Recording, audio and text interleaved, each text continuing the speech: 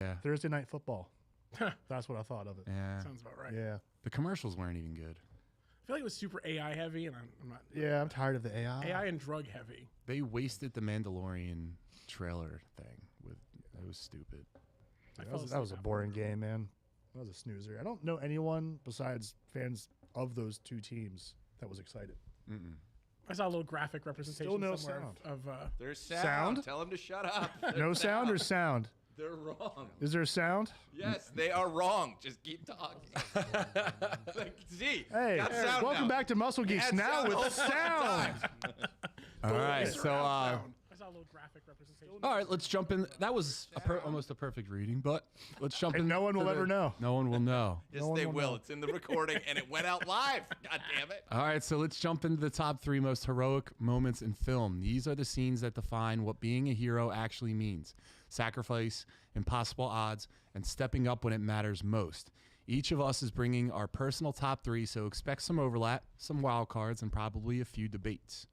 So, anyone in the chat, drop your most heroic movie moments in the comments, or actually in the chat, and tell us who nailed it. Guys, I use ChatGPT for this whole thing. So let's get into it. So natural. So, we'll start off with Derek, and if you guys All right. are new to this, we just go around in 1 round, 2 round, 3 rounds. At the end of each round, we'll check the chat. Derek moderates or runs what we talk about in the chat. He's the chat king. And then we'll start off with you, Derek. All right, cool. So there's a lot of really good ones out there. I'm going with one I think people have forgotten about. We're going with a scene from The Patriot where Mel Gibson, as a father, goes to save his son, played by Heath Ledger, who has been taken over by the British soldiers, and the officer is played by Jason Isaacs, who has like one of the best hater faces in Hollywood. He's miserable. Most of you would know him as Lucius Malfoy in the Harry Potter series. Yeah, that guy. Not but me. He is a evil, sadistic redcoat officer. One of his Mel Gibson's sons gets killed trying to stand up for the Heath Ledger's character, who's getting taken away to be hung. Jesus. So there's a lot of emotion in this scene, and as the redcoats are taking him down through the woods to go to their camp to kill him, Mel Gibson grabs his 2 young boys, they're like 10 and like 6, and they just go running through the woods, guerrilla warfare. He peps up his boys with some good talks, like, what'd I teach you? Aim small, miss small. And he just has them reloading those long rifles, and they're picking them off. And he goes down there with his hatchet and like tomahawks and just starts wrecking these guys. Like, absolutely just like what every father's like fantasy is, like, oh, you're gonna get my son? No. He just goes and shows him what's up. And then they're like, how many men was this or something? He's like, it was 1 man. Yeah. Like, I watched this not too long ago. I was having a Mel Gibson watch day. I watched Braveheart and The Patriot back to back. Highly recommend that. yeah. Look at that face. Doesn't he? He just gets goes in the house, gets 2 rifles for his like little kids, like real like first graders, Jesus. and tells them like, hey, just stand here and shoot. You remember how I taught you how to reload or something like that? Yeah, aim small, and then miss he small. just goes with multiple rifles around to different areas and is just sniping them, and then just goes right in with that hatchet, Yeah, man. and he's just murking dudes. And you're right with the how many guys did he get, or how many guys were there? And they were just one, sir. Just one. It like blew their mind. That was all-time dad heroic moment. I didn't even know in that movie that any son died other than Heath Ledger. I never started from the original. They're like second oldest son. Yeah. He was like trying to help him escape and just does not succeed at all. Great movie. Yeah, it's emotional, man. Like right off the rip, that movie's like, I hate these red bastards. Like right away. Like, oh, I'm fired up. Do you think people smelled great back then? Dude, there's no way. I watch movies that are like period movies. Yeah. And so that's some of my thoughts all the time, like a Western movie or like colonial times. Like, y'all had to be gross. Dude, it was straight cotton in the South. God. That's what I'm saying, man. You Sweating on a smell- plantation, I can't imagine. wearing a cotton Can you imagine shirt. being intimate with a significant other? No, man. I'm shooting that down. And everything I've you know got a is, queasy stomach. everything you know is like hot and itchy. You're like basically like wearing a burlap sack. No, I'm good, man. I wonder if diet had anything to do with it though, because I feel like if you had a cleaner diet, maybe you'd not. I have suppose you something get used weird- to it and all, but like you still like you're gonna stink at the end of the day. Like unless you're super rich, even they had bath day once a week though. Like it wasn't. I mean, what was cleaner than their diet though, right? Like they were just farm to table, man. Yeah, I wouldn't have any kind of influence over like what they. Right, They so you just think if you smelled time like travel, a farm. Like you get out of the time machine and just be like, ew, like what's that? Like, oh, the people are dirty in this time. Like, Everyone gross. smells. They have missing or bad teeth. Hey, do you imagine medieval times? Like, I'm gonna take a trot through England. It's just Yeah, the whole place. It just smells like New Orleans. New Orleans smells like shit, and Jesus. and that's probably what medieval times smelled like. You ever go to New Orleans? I was there for Mardi Gras. Yeah. Every time I went to New Orleans, I only went to New Orleans one time. But when I went there, I stayed right on Bourbon Street. And every morning I woke up and it smelled like dirty shit. Yep. And not like there's any clean shit, but this is like a worst smelling type of shit. Well, we'll Dirty never have NOLA fans here. Yeah, New Orleans smells like. New Orleans is a cheap place to go. I highly recommend if you're into alcohol. However, it smells like shit there. I like fancy sauce. The stank is part of the stank. Let me get into your stank. Put my stank on her. That's what that fancy sauce really is. It's the stank. Stank sauce. All right, moving along. Phil, what do you got? So I could tie mine a little bit into yours. I'm Okay. a Heath Ledger fan. I feel like one of my top three was Dark Knight when Batman takes the fall for Harvey Dent's death.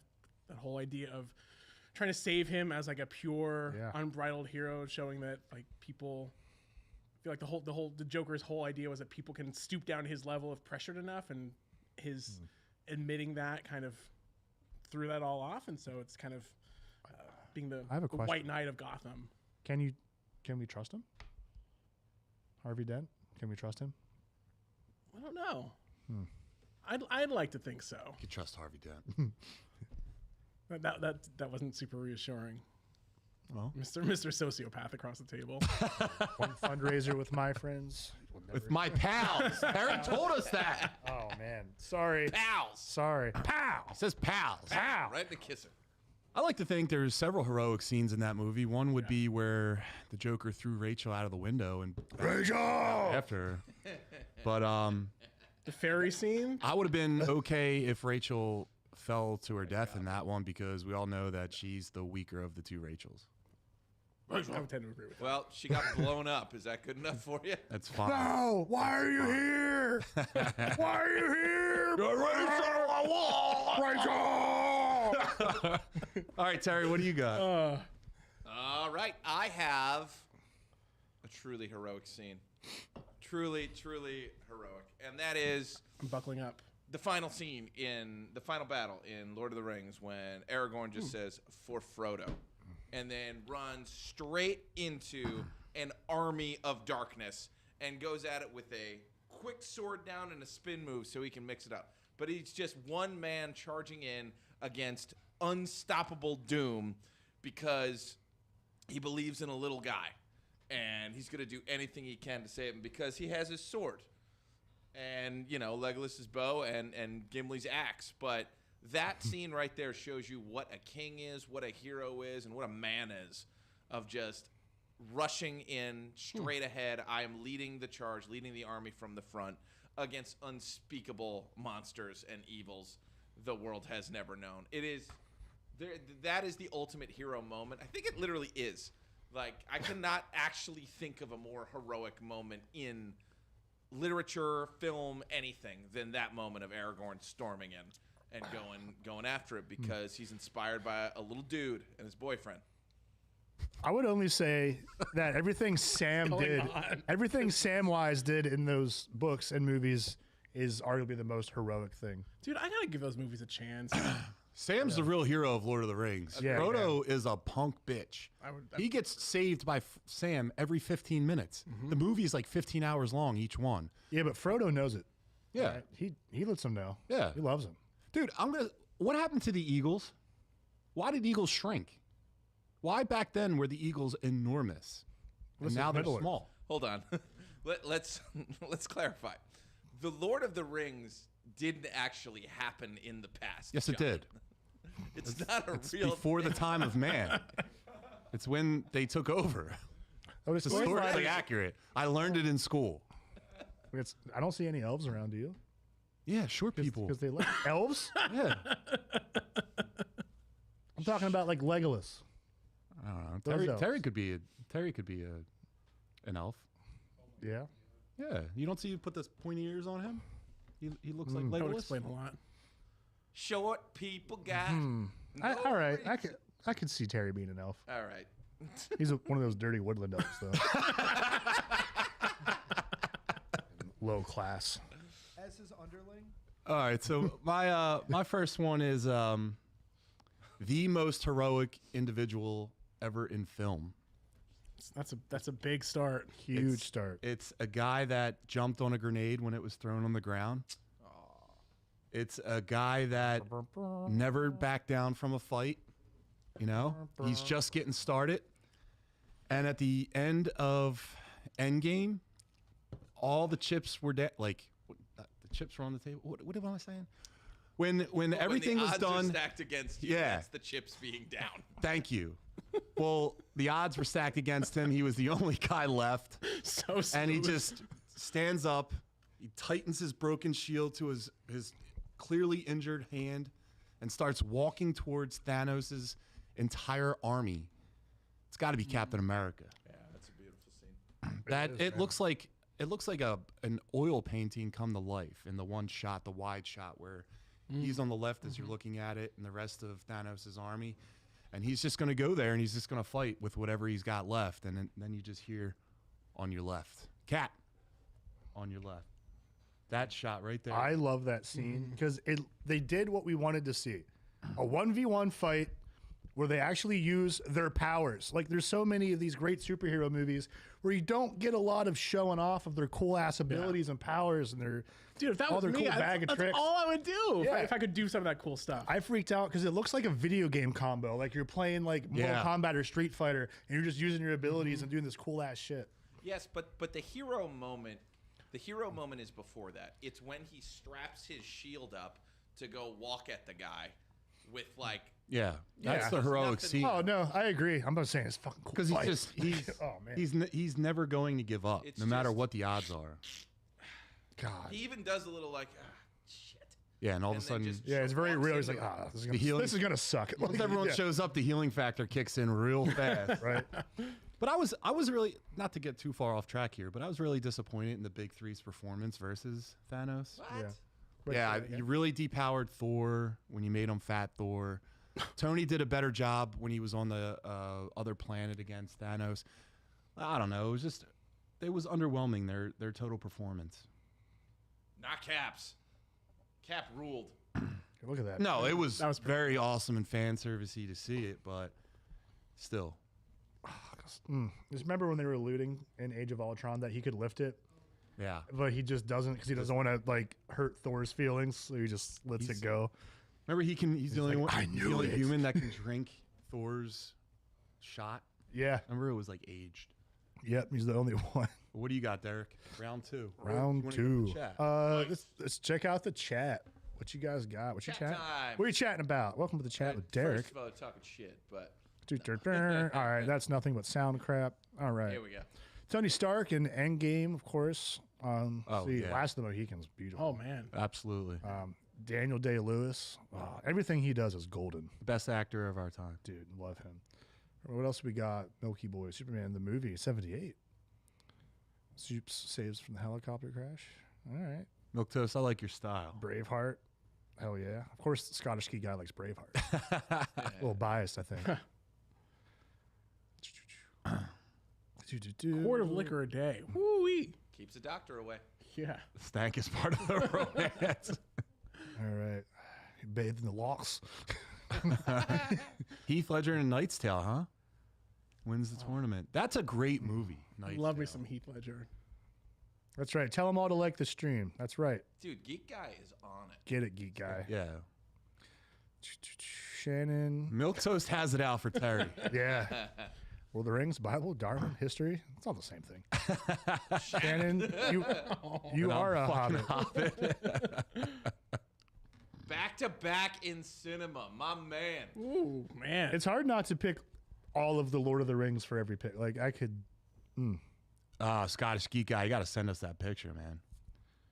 A large canvas print of the moment of Cap on the wall. Yeah, I'd love to see that. I want to pleat my beard like that. Captain America needs to spam that lightning They're attack. fine Achilles. That's right, man. Oh, dude. Troy, sure. What a scene, too. That's yeah. Or he's just screaming. Looking. Dude, that's such a good scene. Hector! I have to rewatch that one. All right, so what do you got, Derek? All right, up next for Derek. Oh, well.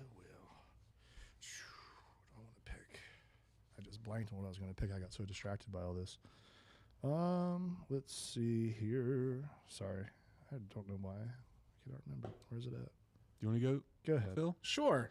I feel like mine is a pretty stereotypical hero, especially from the Philly area. But as somebody who grew up pretty blue collar in general, I feel like I could relate to this. But Rocky running up the steps at the art museum. I mean, that's great. Everybody loves a good underdog. Everybody loves the whole like achieving the impossible through grit and determination and all that nice, beautiful, hoping good things stuff. I feel like just as somebody who grew up kind of that way, it was pretty I can see that. What's the hero moment though? Yeah. Him running up the stairs? Fuck Yeah, those like stairs. him doing that is like the culmination of going through all this work and having all these people say like you can't do this, you suck, and he does, and he rises above it, and that's his own personal hero. I feel like it's not like a heroic as in like to other people, but No, I think it's a like, good representation of his character, you know? yeah, I think so. Like, it's literally the hero's journey, but literally, you're going along that with him. And when he finally climbs those stairs, like, he's gotten to be the best that he can be. Yeah. You know? I would say my most heroic moment in a Rocky film was when in Rocky IV when he was running through the snow and there was a guy on a sled and the sled fell over sideways and Rocky helped him fix the sled. Oh yeah. Not that one. There was an actual like guy with horses or something. God. There's no way that's effective training. But That's science-based lifting. yeah. Oh, God. All right. But yeah, I'm dude. back on track. And he like waves to the guy waves at him, he waves back. It's a great soundtrack. Music. These are all just reminders to go back and watch these things that I haven't seen in years and years and years. When you know that Creed exists, the trilogy, do you ever go back to Rocky and give it a rewatch with like in knowing in your brain that you've watched the Creed movies? Yeah, but then I get so wrapped up There in it the is. montage and the beautiful music that I don't think about Creed anymore. I'm too busy wondering what's going to happen, even though I've seen it 5 million times. Dude, Hearts on Fire. Oh, that song gets me going. I put that on at the gym all the time. The Hearts on, yeah, absolutely. Dude, and the one where he's driving in his There's no car. easy way out. Yeah, John Temper or something like that. There's no easy way out. His license plate has South. There's no shortcut home. He's just speeding. You know, no live one's at a pulling him concert. over. This is awesome. All right, so I'm fired up. Derek, what do you got? All right, sorry about that. I had so many picks in my head, I couldn't remember what I actually settled on. I'm going with arguably one of the best superhero movies of all time, Spider-Man 2 from Sam Raimi, where the train scene. I love it. I love that scene. They go stereotypical New Yorker too. Hey, yo, Spider-Man. Wait. No. Spider-Man 2. Spider-Man 2. Not when you mess with New York, you mess with all of I them. hate that. Joey Coco Diaz, baby. That scene. I love that scene. That's a great scene too. Don't act like it didn't make you get all, mushy and emotional. But no, man, when he's trying to stop that train and he does what I always pretend I'm doing when I'm doing butterflies all the way out. He shoots the web and he's just trying to stop it. He's just snapping. He doesn't give up. And you know he tore his pecs on that. Like that. No, dude, we know that Spider-Man always held back. He did. That's legit. He did until he didn't. And that story. It wasn't that his strength was failing. It was that the webs were, but the webs were organic. Yeah, And man. I heard they're going Makes them back to themselves. organic They are. in the next one. Yeah. But yeah, man, that train scene was awesome. Spider-Man. Spider-Man. Look at that. Look at that. It looks like he's got to take a shit. Dude, I'm surprised there's not a brown stain behind him when he moves. Like, could you blame a guy exerting all that? I mean, And then they carry him away like Jesus. very, very Messiah-esque. Yeah, but man. also there's the part right before that where he tries to do it with his feet. And the conductor, who's not doing shit, goes, got any more bright ideas? What the fuck are you, man? Yeah. Who is that guy? Just a New Yorker. Just like, just the true spirit On of New brand. Yorker. It's totally on brand. A Yeah. couple? Yeah. Yeah.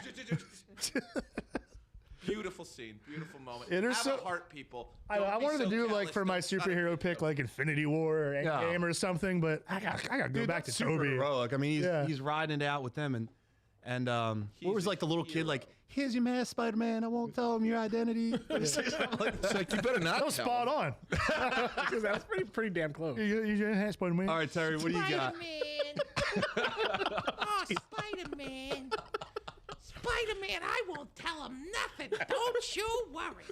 Nothing's gonna be told about Spider-Man. This can't be real. Okay. Moving None of this is on. real. All right. Heroic moment. Heroic moment, but it's also a moment of getting your getting your moment in the sun and proving you are worth a damn, which is when Han Solo shows up at the end of A New Hope to bail out Luke by shooting Darth Vader, who otherwise would have killed him. That is the best Han Solo moment because he wasn't coming back. He said he wasn't coming back, and he shows up with a "you" and just shoots him down. Vader's like, "What the hell is going on? I can't understand." And he gives the win to the kid. It's like, "Go ahead, kid. You can take it from here. You can be the big hero." But if Han doesn't show up, it doesn't work. Everybody dies. So Han, to me, is the ultimate hero there because he could have left with his money. I mean, that's all he's good at. That's what Mark Hamill says. And then he shows up and bails out the kid at the end and becomes a hero. It's the best. Right. It's way against his character. Like, that's not a guy that's ever done that shit before. But, you know, he's got a good heart underneath there. And he finally. You know what I got to say about Star Wars? Vader is the one, right? He loses every fight he's ever been in. He never won any, even in the prequels. No. Loses everything. What? He lost to Obi-Wan twice, right? He kills Count Dooku. I mean, good guys then. He lost to Obi-Wan twice, right? Maybe 3 times. I got the Highland. He's one of the greatest Jedi Highland. generals. That's the high ground. Oh, my God. And then he lost to him in the series. It's Obi-Wan Kenobi. So then why isn't Obi-Wan considered the one? He's not the chosen one. He's just a badass. He ain't got no midi-chlorians. There's no vitamins in I there. don't know. you I know how just think strong- Vader always loses. Every bad guy in Star Obi-Wan Wars. at his peak powers is like godlike, brother. Like, Well, who's the strongest then? Vader. well, Vader overall. Why does for he sure. lose all the time? Because he's got experience, dude. Dude, I don't know about that. I've got to talk to He knows how to fight him. He's in his head. He trained him. He's his master versus pupil. It's one series I've never watched a single moment of in my life. Just Also- watch. You know what? I wish they would power scale the movies like they have like in the actual like books and comics of Star Wars and show how strong they are. Oh my Well, God. Vader especially in the comic books. Like read the Darth Vader comic that came out maybe 5 years ago, and it shows him for how strong he is, and that he's constantly holding himself together, like with the Force psychically, like is just keeping his body alive because he's just a torso and like one arm and a head. Right. And you get to see that other suit that he has that's way more powerful. Yeah, but he in that one he does take down 1,000 guys, 1,000. The only time I ever By saw him to himself. be badass. Did you guys just mention that in? Rogue One. Yeah, that was the only time you're like Vader is terrifying. Just rips through a whole bunch of people. Vader is Speaking of ripping through a whole bunch of people, my pick, and this goes out to Scottish Geek guy, our buddy, is William Wallace, and the scene is the first battle that he has with the English, where he shows up with his boys, and is just watching everyone walk away, and he has this awesome speech about like, they're like, we can keep. I'm paraphrasing. I don't remember the whole thing, but like, we'll keep running, and he's like, yeah, you'll run. But like you'll live free, but like what kind of living is that? And then the guy says like William Wallace is 7 feet tall or something like that, and he's like, yeah, and I heard he shoots laser beams out of his eyes and thunderbolts out of his arse. Yeah. That guy's funny. But the speech that he just gives just reignites everyone's like fervor to actually battle. These guys originally just showed up to negotiate, and then he was like, I'm going to go pick a fight. But I just thought that every time I watch that scene, it's like Mel Gibson, peak Mel Gibson. Yeah. Whatever you think about him in his personal life, the guy knows how to direct a movie, and the guy knows how to act his ass off. So that always gives me chills every time I watch it. And that movie holds up. Holds up. So Derek, what do you got that holds up? Or the chat? Man. I got Accent needs some work, but it's almost like an Australian Philadelphian accent. It's a hybrid. all right. good eye, mate. The Scottish geek guy. Oh boy. All right. Let's scroll up, check out the chat a little bit. What to be free men? Jesus. See what you guys have to say. And the dad in that movie All loses an appendage every scene. Did that one. Awesome. We'll check that pick out. Thanks, dude. 86 Transformers? Is that the movie where they all Touch. died? That's a great. I was listening to that today. That's a great song. That's the movie where they wiped all of the main characters out, though, right? It's where Optimus died and scarred Yeah. an entire generation of children. All right, we got Sam some Witwicky. more. Yeah, more. of Hector and that. Achilles, man. When Neo Neo. realizes he's the one. That's a good one. Right. Oh yeah, the Rocky IV soundtrack. That's a good one. Hell yeah, dude. I'm not the only one that thinks of the Spider-Man 2 scene when they're doing flies. I love that. Thank you. Yeah, I mean the Look at- Go Get 'Em Tiger. Fancy Sauce, great choice, man. Yeah. Creasy Bear trades his life. Dogma. That's a great movie. And that's Ben Affleck and Matt Damon. You guys watch the one on Netflix that just dropped? Not yet. Nah, I heard it wasn't that good, but I will watch it eventually. Definitely watch it. It could have ended about 10 minutes earlier. Yeah.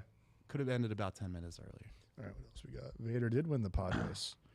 That's right. Yeah, that's not Vader. Obi-Wan is the better swordsman. Oh, that's my last pick. All right. Fancy Sauce has your last pick? Yep. All right. All right. They can't see. All right, that's What do you it. got, Derek? All right. So for my my last pick, I'm going with one of my all-time favorite movies. I'm going with Tombstone. Ah. And the end of the movie, Val Kilmer's character comes out just sweating. He's got typhoid. He's dying like he should, by all rights, be out of the fight and dead. And old Doc Holliday shows up. I'll be a Huckleberry. It just takes on Johnny voices there tonight. Ringo. It's He just amazing. goes for it, and he just eliminates him. And all because he didn't have any friends. Yeah. Shout out to our buddy Steve. Who doesn't have any friends? No, he doesn't have any friends. But he, what a duster in that Yeah. movie. Yeah. Dude, You know what the I whole movie's full of great dusters. Yeah, absolutely. Oh, dude. Oh, man. I'm gonna get a duster shot. It's so good. That whole movie Kilmer's is awesome. one long quote, and also arguably the most handsome Billy Zane you're gonna see. Since Oh, dude. Peak Billy Zane. Peak Not Billy many Zane. people are touching that. he was beautiful, and you shot him.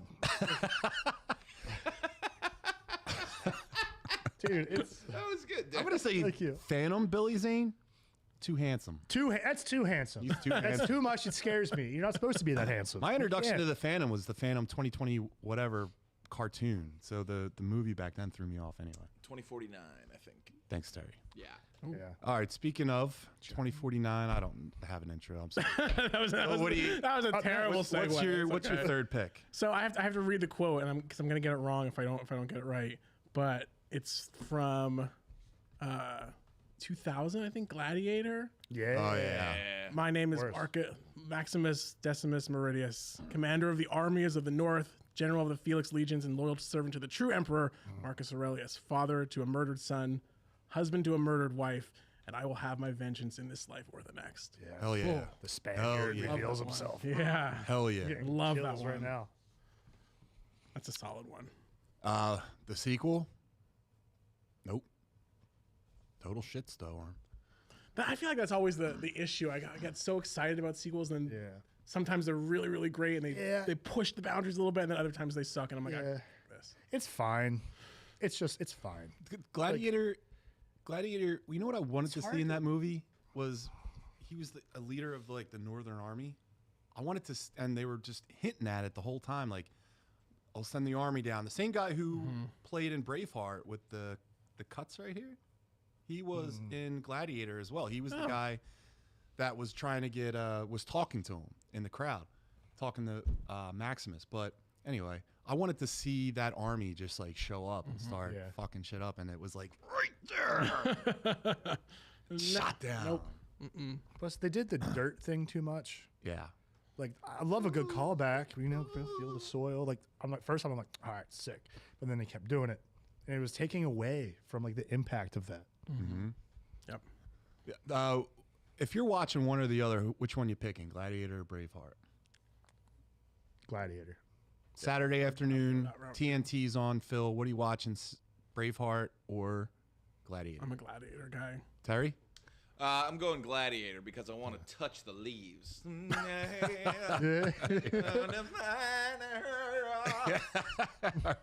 All right, Terry, what else are you touching? What's your next pick? All right, when Bruce Willis at the end of Armageddon says, "No, I'm not going home. I'm staying on the moon or on the asteroid." Yeah. Damn it. Yep. This is my not pick. true. That's not true at all.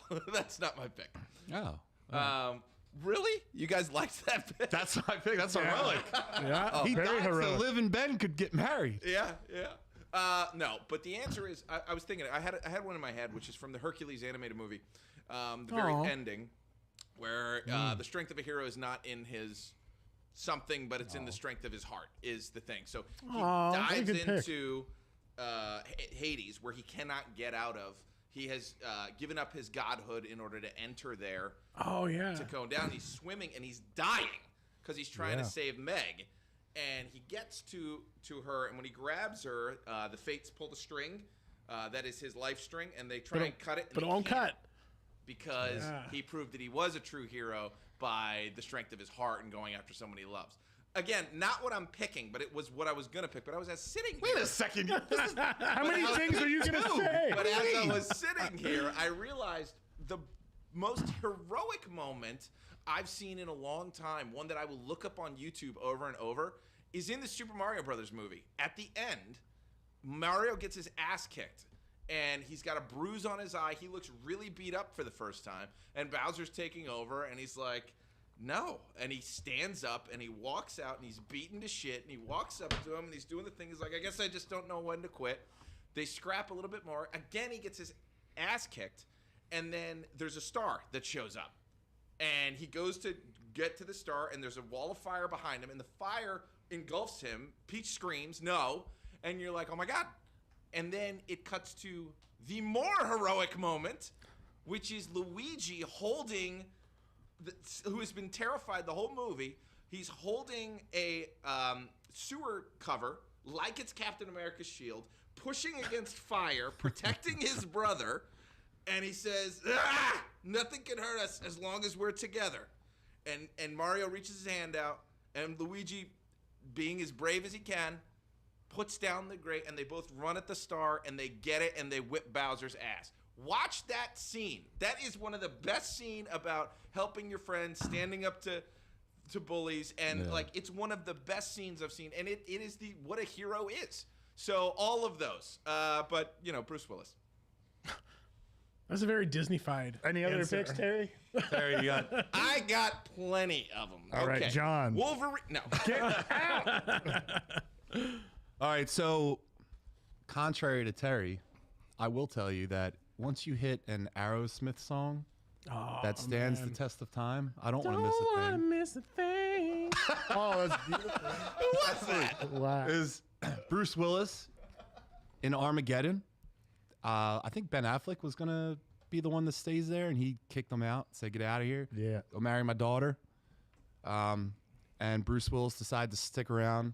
They drilled into the meteor, a nuclear bomb, and he took the ride of his life, literally and figuratively. Yeah. You think his body parts fell back to Earth? No, they were... Like just Liquefied. Remember totally. Steve Oh, I guess it is a nuke. You're right. How like gnarly would that be? Like, what's that? Just I would have been so mad too because like they part of their deal was like Disintegrating they into never the had to pay atmosphere. taxes ever again. I would have been like, God damn it! Now I can't pay tax. I have to, shit. It's like, don't want to ever pay taxes ever again. I don't want to pay taxes to there. But yeah, so that's my pick. Derek, do you have any? The real hero is the Aerosmith song, though. Dude, the Aerosmith song, that music video. Come on. Because I get paid. You got a young Ben Affleck. That's a really good. There's a lot of good singing in it. The very end of that song is so dramatic. Derek, do you have any special consideration or honorable mentions since Terry named every single? Yeah, I'll do an honorable mention here. I would like to say, obviously, the most heroic moment in a movie that's full of them, but also the most heroic moment of a generation. It's the beginning of Saving Private Ryan. Oh, that's absolutely right. Just shows them all in their boats going to storm Normandy. It is choppy. It is uncomfortable. The way they film it, we've talked about before, is beautiful. And it makes you feel like you're in that moment.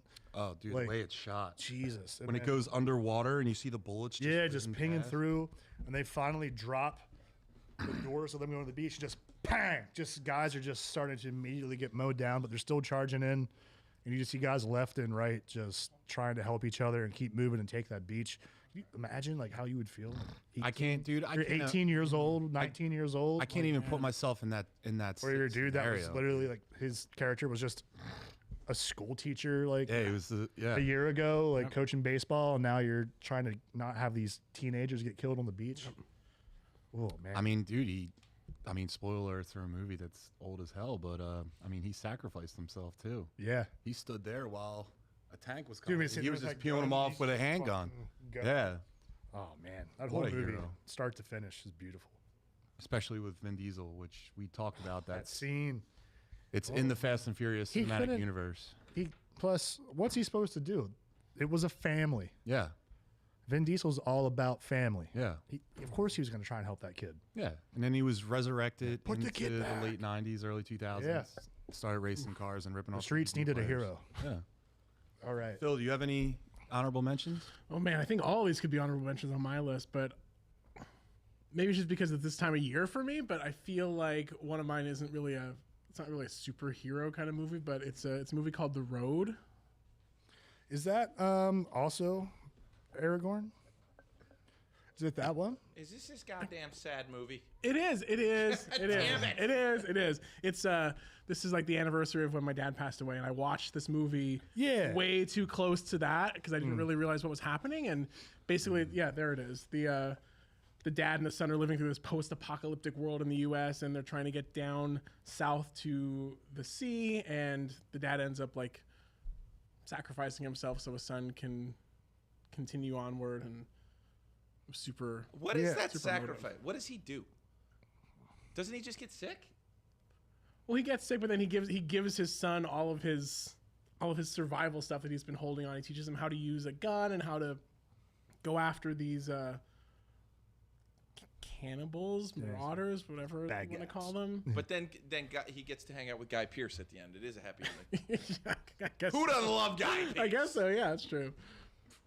I haven't seen this in a very long time. But that's a great pick. Yeah, it's such a sad movie. You want to make yourself like real sad. Just like lock yourself in your house. I remember watching it, and I also didn't know what I was getting into, and I was like, I feel bad. Somebody recommended I read the book, and I had the book at home, and I watched it I read it like a week after my dad passed away, and I was like, man, Jesus, I was a mess for a while. That checks out, dude. Oh God, hey, Terry, what do you got for honorable mentions? I think you named a lot, but you got one more.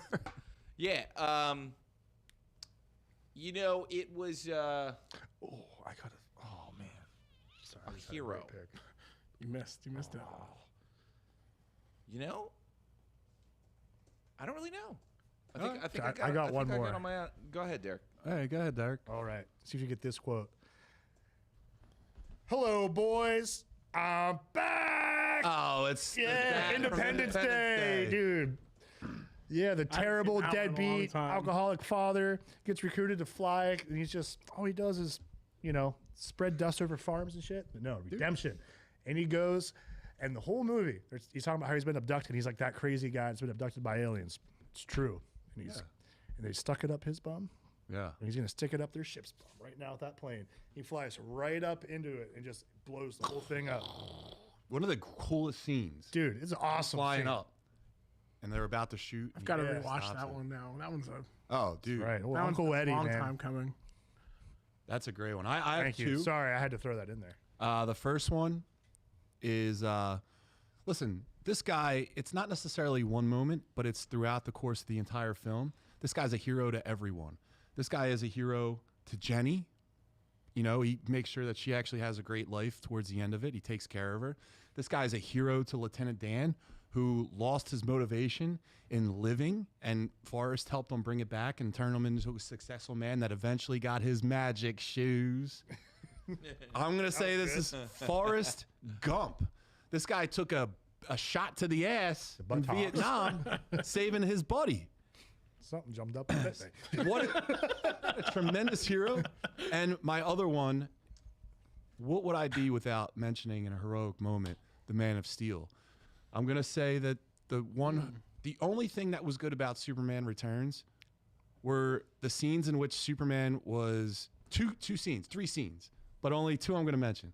First scene is the airplane scene. If you guys haven't seen that, go watch that. You can watch it on YouTube. Don't watch the whole movie. Just watch that scene where there's a regular jet or a regular airplane, passenger airplane, and there's a spaceship on top of it, and they were supposed to like just take off with the plane flying.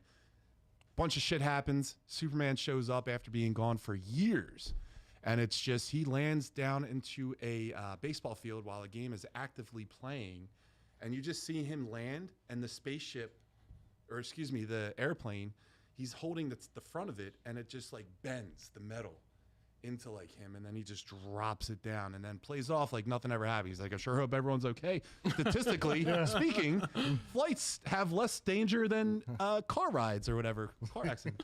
And then the other scene is just when they're sinking in the water in the ocean, and you just see the boat go down, down, down, down, and then you just see 2 feet land on top of the door, and then he's pulling them up slowly. And what a great scene that was.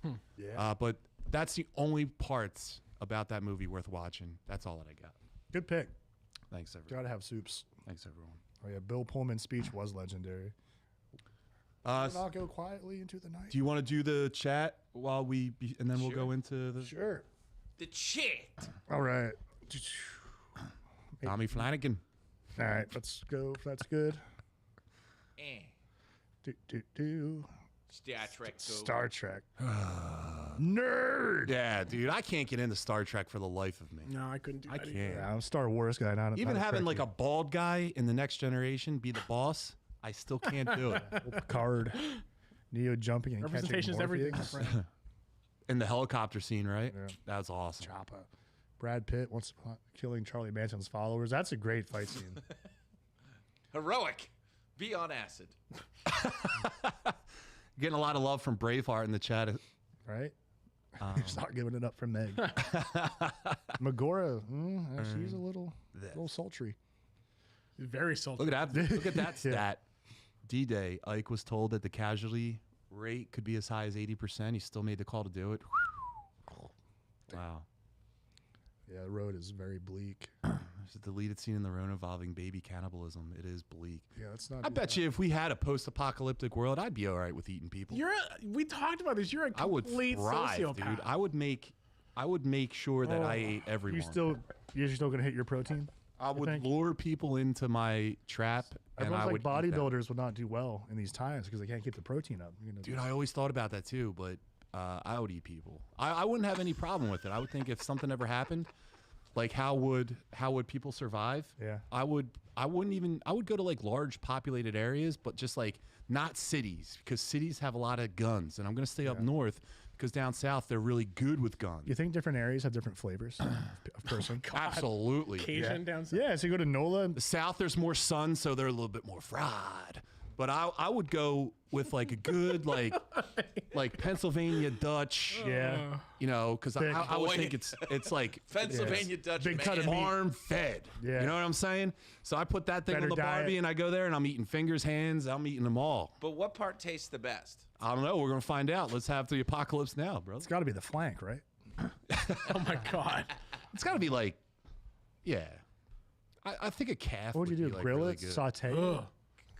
I would do calves. Would you do like a crock mouth is pot watering. situation to make it last longer? All I know is fancy sauce sounds delicious. I can't get myself guys, far enough let's- away from this table. Before I really start eating people, let's get into the news and notes or the trailers. Let's you get were- into it. If you were a hot dog and you were starving to death, would you eat yourself? I know I would. I'd be delicious. All right, let's kick things off with the MonsterVerse. Because Monarch Legacy of Monsters just dropped its first trailer for season 2, and it looks absolutely massive.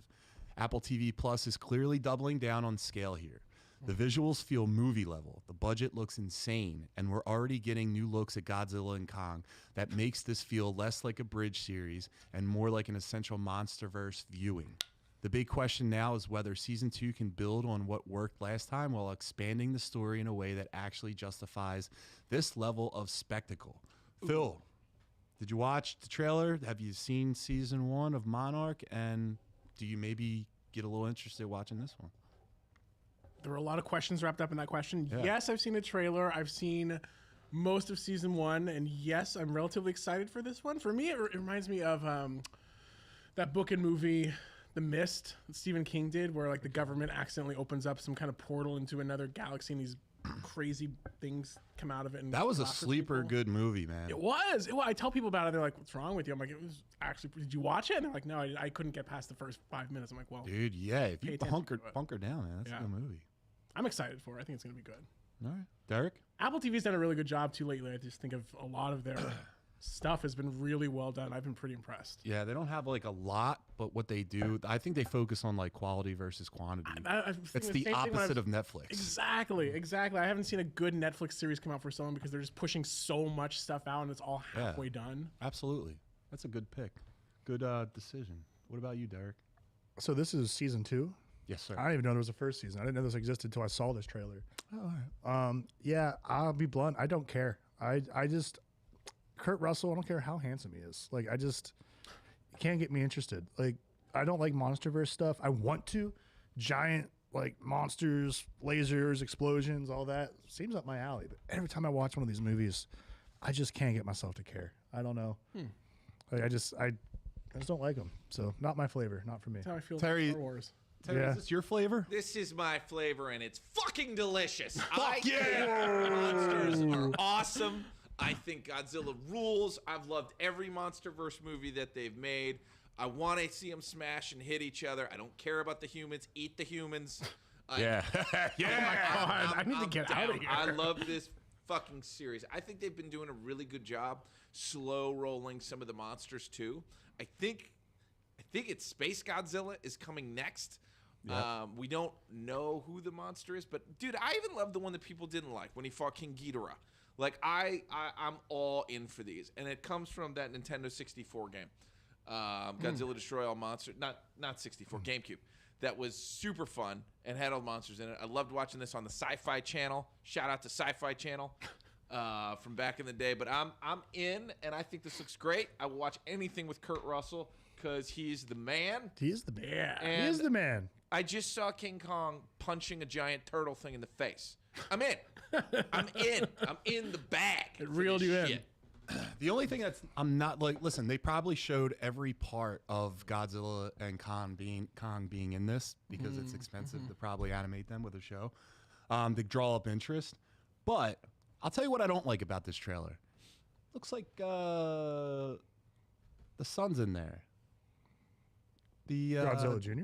Kurt's kid? Yeah, Kurt's kid, Mr. Dollar Store Captain America, Mr. I Hate His Face, Mr. Oh, yeah. Mr. the old man from Up. The boy's name is real Wyatt. I His name hate is his Wyatt face. Russell. Yeah, Wyatt Russell, He's a man. beautiful boy. He's not. Thinking about Kurt Russell's career, man, he's always played the coolest guys. I just want to watch a show that he's doing because he lives life by his own rules. He never got married either, but he's been with the same person for years. The dude from Workaholics is in this. But just thinking, like, Interesting.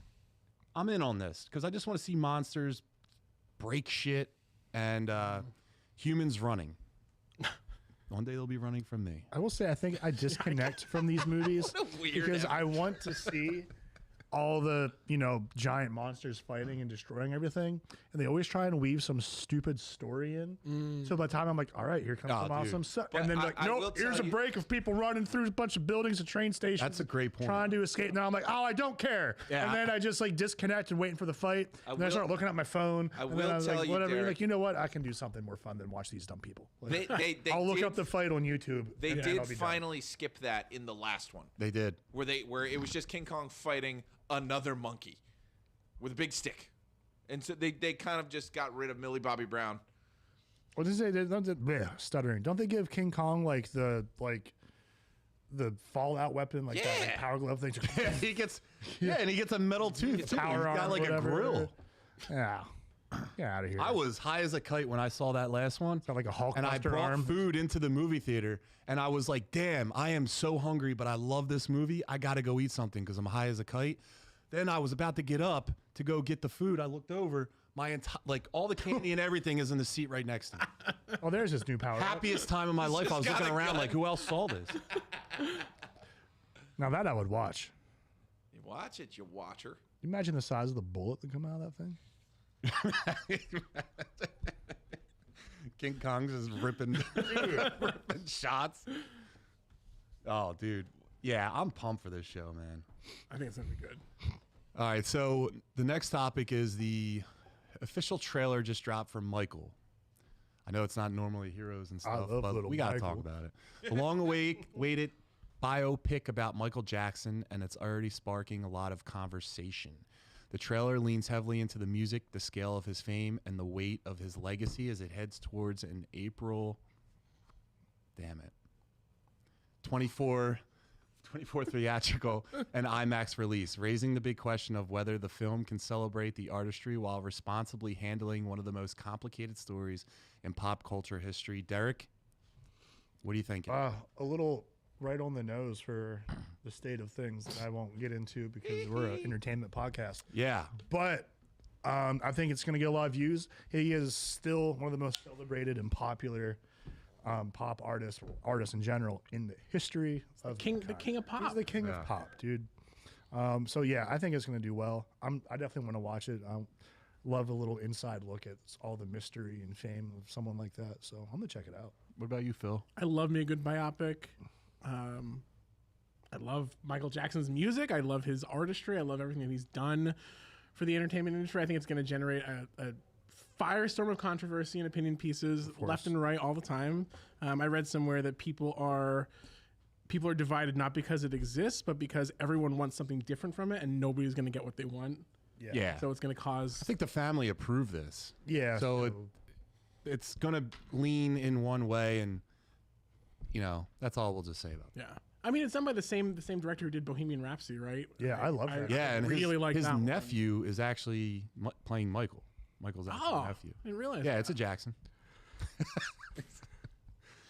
I'm excited for this one, and I was watching Campy, and Campy was saying like this could potentially be $1 billion flick just because of Michael Jackson's reach across the world, and like how this guy, you know, has so many fans still to this day. I'm always attracted to things with Michael Jackson, like his work ethic or his attention to detail. He just was so innovative, and he had, like, they even talk about it, like he had ideas in his head that he just had to like let out. Guy was a little kooky, but like just his work. You have to be in that Child industry, stars are usually a little off. Yeah. And he did not have an easy childhood. When you grow up through all that stuff, something like. Well, they don't get to play with the toys that we all talk about, right? You know, Terry, do you get to play with the toys that we all talk about? No, you're ignorant. Terry, have you ever considered a career in voice acting? Yes, my friends. All right, let's move it along. Let's go. Well, hold on. Yeah. Hold on. Put me up. So this movie looks like fucking shit. Oh, all right. I mean, it looks like shit. If we're telling Michael Jackson, the king of pop, can we hire a DP who knows what the fuck he's doing? It looks like garbage. It does not look good enough. It's not lensed well enough. Doesn't look cinematic. Antoine Fuqua, what the fuck are you doing? Hire a better DP. It should not look this bad. I mean, visually, it does not look inspiring. It does not look like it belongs on the big screen. Looks fine for Netflix, but this is gonna make a bunch of money, and it's gonna look like shit, and it's gonna underwhelm because it's just not good enough. It could have been much better. I don't know what's going on behind the scenes, but the fact that you don't have like Peter Jackson's DP or someone who knows what the fuck they're doing helming this movie doesn't make any sense to me. It looks like garbage, and I don't understand it. Movies should look good. If it's about important people, they should look better. So get fucking Spielberg in here. Get somebody in here who knows what they're doing, because it just looks like crap. I don't know why. Looks dirty and gross. Terry, what's the dollar amount on total theatrical release? Dollar amount? I don't think I still do not think it's going to be good, and I think word of mouth is going to travel. So I think it's going to probably get to 500, but yeah. I don't think it cracks $1 billion unless this is a stealth musical where they have all of his songs in there. In which case, you get to hear the song sung by a Jackson again, which is pretty cool. But I don't think that's the way they're going. But yeah, I think it's going to underwhelm. I think this will do great on streaming later. But it's not getting me to the theaters. It's just not. I don't know. I would say 600 to 800, just because of international. He just was so big everywhere, you know. Scottish Geek Guy said 400 to 500. It's not bad. Yeah, right on. All right, let's go to the next topic. Navigated Michael Jackson, guys. I'm proud. Oh my God. All right, so spoiler alert. Spoiler alert, or potential spoiler alert. So let's talk about one of the wildest MCU rumors floating around right now. A new report suggests that Steve Rogers may actually be tied to the Fantastic Four's universe heading into Avengers Doomsday. The idea is that Cap didn't just ride off into the sunset after Endgame, but could have been living on the same Earth as the Fantastic Four, potentially setting up their crossover before Doomsday even begins.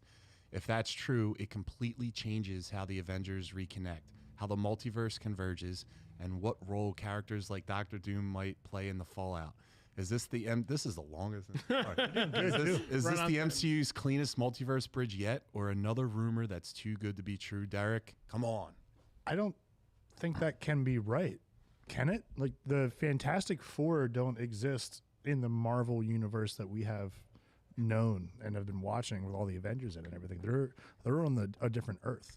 No, that's the idea. Remember in Fantastic Four where it was like very retro? Yeah. So it makes sense that like a guy that came from the past would feel more comfortable being in that universe, so that like he actually ended up in that universe. I'd be interested to see how he got there, and if he is, then yeah, that'll be a very clean tie-in. And I'm excited. I love the Fantastic Four. I want to see more of them. The movie wasn't like my favorite movie, but I like the heroes. I like the story. I like the comics. One of my like earliest things I was a fan of in comics. So yeah. Do you remember the early cartoons theme song? No, but I had the toy though. That jet, oh yeah, with all the components attached. I had that thing. It was awesome. I remember the one that was like, "We are the Four, Fantastic Four." Remember that?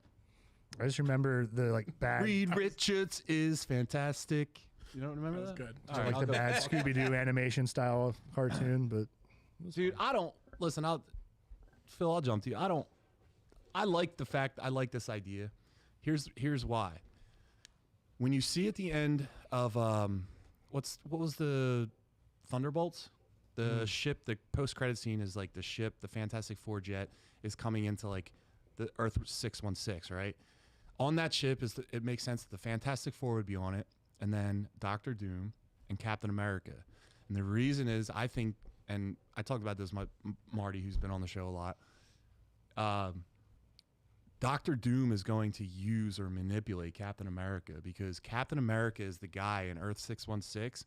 When he says something, everyone takes it as gold, right? So he's going to use him as a pawn to get everyone on Doctor Doom's side. I don't even think you're going to see like Robert Downey Jr.'s face until the end of the movie. But you'll just have Captain America saying, you know, kind of like, can we trust him? yeah. That you're going to use Captain America for that. once he lands.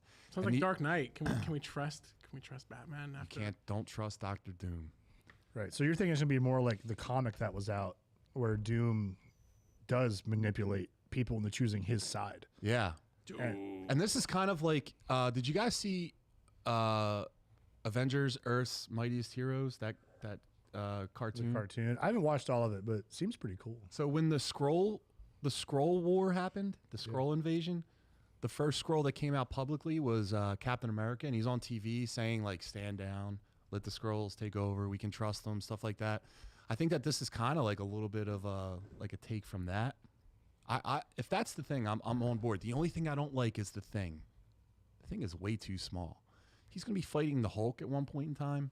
They're not nearly the same size. Yeah, I didn't think it was odd they made him so small in that movie. Like, I didn't like it. The Thing's supposed to be huge, enormous.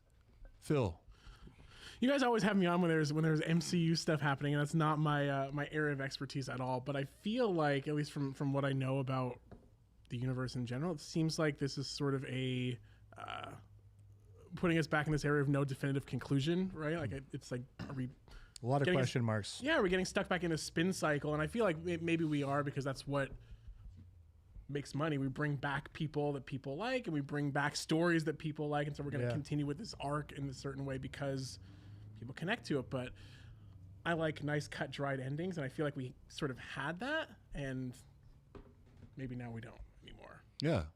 Is it possible that Steve Rogers is there, but maybe he's Captain Hydra? That's where I'm going. I don't think that's our Cap. I think that's Hydra Cap, or I think it's I think it might even be the Cap that Franklin created in the other universe, because Franklin's aged up a little bit. It's not baby Franklin that is supposed to be in this movie. I think it's toddler Franklin, right? Who may have been able to manipulate things, and that Hydra Cap was created by a child that was also part of the Tesseract. Like it's an Infinity Stone that it's crazy, but an Infinity Stone that came to life and then created that Hydra Cap. So there's a way that we're doing that. At the very least, I mean, hey, you could actually say, like, while he was on that journey to return the stones, something happened with the Tesseract. Yeah. Because there's that whole other. Maybe. There's room for some play there. I don't know. I'm excited though. There's definitely Love some room Cap for some in any play. form we get him. But why is this news? Why do we care?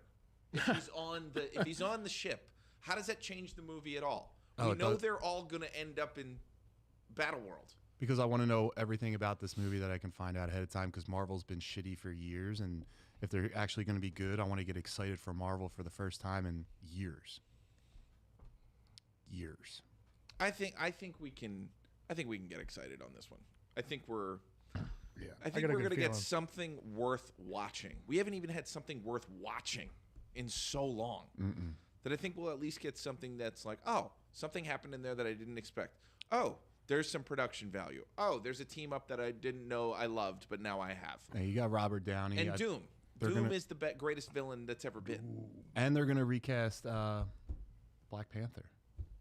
I'm excited for that as well. All right, so let's go back to the next topic. Go to the next topic, please. All right, staying in MCU, Phil's sweet spot. Rumor mode. Another report is stirring things up. According to industry chatter, Chris Evans may not be done after Avengers Doomsday. The idea is that while Cap could appear in Doomsday, his true send-off might actually come later in Avengers Secret Wars. If that's the case, it raises some big questions. Is this a Steve Rogers return, a multiverse variant, or something completely different? And does Marvel risk undoing one of the most perfect endings in a superhero movie history, or is this the right moment for one last Captain America moment before the multiverse resets? John, we'll start with you. Listen, I think John, what do you think? Listen, they already showed you that basically variants happen in Marvel with Wolverine, right? So Wolverine, Deadpool. It was just like, all right, we're not going to touch that story of that Wolverine. We're just going to pick another Wolverine out, and then we're going to just follow along with this guy. If that's the same thing how this one is, so be it. Chris Evans is my Chris Evans Captain America is my favorite character in the MCU, and him not being there as well, along with Robert Downey Jr., really shows you how important they are, and you just can't like get rid of characters and expect the universe to still be good. Yeah, these guys were the backbone. They were the heart of Marvel. So you bring him back, I'm gonna get all good goosey in my feels, and I won't even eat people. Phil, what do you think? For the week. Yeah, I'm a big Chris Evans fan, but like I said, if they kind of go in an alternative direction, I like nice definitive endings, and I think that was a nice, clean, wrapped up ending. No, it wasn't. The guy went back in time to do all the stones. I wanted to see that. We didn't see that. No. We didn't, you know what I mean? And then, is he dead? Is he alive? He's an old man now. he went back for some triangles. He went back for Tomb Raider. That short did not well at all, and I'm upset about it. I know. It's okay. We all love Haley Atwell. Yeah, shout out to Let us Haley have Atwell. her. Derek, what do you think? I mean, just everything we just talked about prior. I think this is going to hinge on what we get in Doomsday. So I'm going to wait and see what that does. Dude, and plus, you need every hero in Secret Wars. Yeah. So, like, he's not going. No one's going anywhere. Terry? Yeah, I think I'm ready for a full recast across the board. Honestly, I think they should start the Ultimate Universe straight up and have a second set of MCU start to go. That's a little easier to jump on. That does exactly what the Ultimate Universe did back in the day. Because it's very convoluted right now, very hard to jump on. So I might do a recast of some sort. And that being said, Captain America was not the star of Marvel until he was one of the only heroes we could use, because Spider-Man and the Hulk were with other studios, X-Men as well. So I don't know. It's just it is time to go back to the 90s and put the X-Men and Spider-Man as the front face of Marvel and kind of let these characters go about their way and do something different. I love the idea of going to Fantastic Four. I love the idea of Doctor Doom stepping in. But Doom is so much more powerful than all of the Avengers that we're starting to be in an uneven playing field. I want to see these characters go to the next level where any sort of physical violence ain't going to do shit, because we're in the world of magic and we're in the world of giant-ass mutant powers. So I think I want to go that direction. So I don't want to see Captain America come back unless they're going to do a reboot and have it be the one where his son is Red Skull and he gets the Red Skull by tearing his own goddamn face off. Ooh, that's awesome. So let's go beast mode or nothing. Of course, you get excited. Get a little about that. uncomfortable in this. Yeah, Of course you do. I love that. Give me more Red Skull because he looks like me. All right, so guys, let's power through the next two topics. Let's talk horror, because this one kind of came out of nowhere. A24 has officially confirmed they're developing a Texas Chainsaw Massacre TV series after winning the rights in a bidding war last year. The project is being directed by Strange Darling's J.T. Molnar, with producers tied to Barbarian and the original co-creator Kim Henkel also involved. It's a big shift for the franchise, moving away from the messy reboots and leaning into A24's prestige horror. So the question is, does Texas Chainsaw work better as a slow burn, atmospheric series, or is this a franchise that lives and dies by raw chaos and brutality? And are we finally getting a definitive take on Leatherface or just another reinvention? Derek, what do you got? I'm pretty excited for this. I love Texas Chainsaw Massacre. Leatherface is an all-time horror icon. I want to know, like, how steeped in reality is this supposed to be? Yeah. Like, are we going, like, literal with the actual real stuff that did happen? Or are we keeping this a little more surreal and more of an interpretation of that? Yeah. But regardless, I think this should live and die by the brutality of it. Like, I'm not a big, like, body horror, like, gore porn type of guy. Like, some people love those movies. That's not usually my type of horror. But for this stuff, it's Leatherface. He's just inherently creepy. I want to see him hacking some people up, making some masks, like, with the apron on. I need to get out of here. Flesh. I want to see, like, a weird house with just creepy shit all over it. So yeah, I don't want anything too cerebral with this. We know he's crazy. You don't need to tell us he's crazy or give us some I got beat as a child backstory. Like, just Like, come on. I want to see Leatherface making some leather faces. Phil? I don't know. I feel like I need to like re-dip my toes into this. I was traumatized by this movie in my younger years, and so I've stayed away from it as much as I can. I haven't seen it for a long time, but I feel like from what I remember, I feel like there could be, like you said, there's some contradicting timelines. Like we're going to stay in one kind of plane of time here, and I feel like that's what makes me a little bit. I'm creeped out by John's look across the table. Yeah. I was getting excited thinking about all this. Meat getting cut up. Terry, what do you think? I think that the Texas Chainsaw Massacre reboot that Michael Bay did was a great reboot. And it was good. So the first one's the definitive one. It had a spinoff which was also great. The sequels obviously were no good, but the reboot and the original are good movies, and they tell the story effectively and well, and it's creepy and it's dirty, and that family is gross. Wait, you didn't like the sequel with the guy with he used the hanger to scratch the metal part of his head? I forgot. And then he was like eating part of his brain. And then Leatherface was Bubba. Yeah. They were in the radio station. You didn't like that? Dennis Hopper with the two chainsaws. He had one big chainsaw and then two little chainsaws, and he was quoting scripture while he was fighting Bubba. You didn't like that? That was a cool scene. Yeah. Yeah, but it wasn't scary. It was weird and okay. I would say that was kind of like the Freddy Kruegering or the Jasoning of that character. That character was scary, and you thought it was a real thing that happened, and they presented it as such. It was like a weird cannibal series, and then they went very, very schlocky with it. So actually, Matthew McConaughey. Ugh. McConaughey. Yeah, wasn't he in the one with the bad? He had a bad leg, cybernetic leg. What? What are you talking about? Cybernetic leg in Texas Chainsaw Massacre. Cybernetic Matthew McConaughey is a thought. Can we give that a goog? What are we talking? Can we give it a goog? I'm just picturing McConaughey. Cybernetic. I'm picturing McConaughey with like a Terminator. No, he had a cybernetic thing. Endoskeleton. He was really smart with machines. So he had a bad leg, a limp, and he was the head of the family. This is the one where they had the head. I don't even know what the fuck to Google. Just put Matthew McConaughey, Texas Chainsaw. This movie it's the next generation. Yeah. Oh my god, dude. Show the people at home. Oh, Jesus Christ. So in this one was the one where he. Oh man. This looks like John. Whenever he sees like a body, he wants to eat. I would live in this world.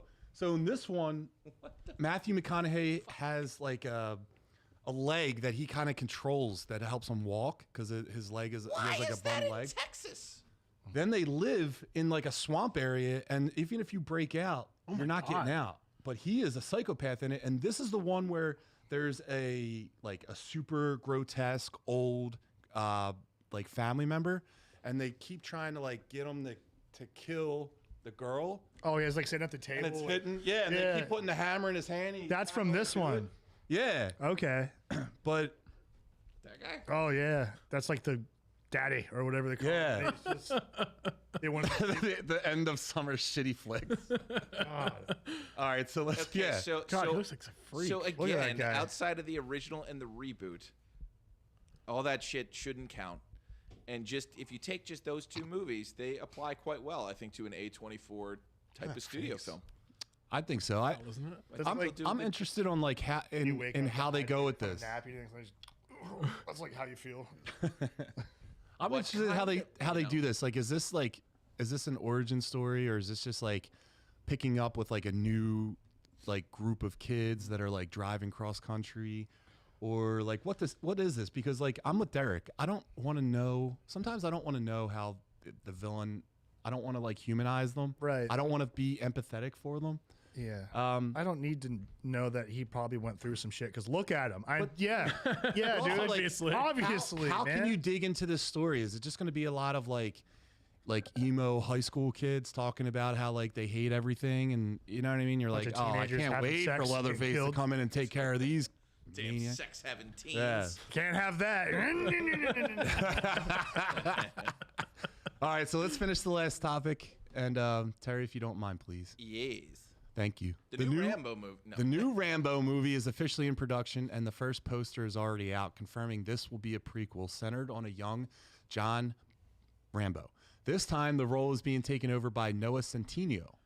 Did I say that right?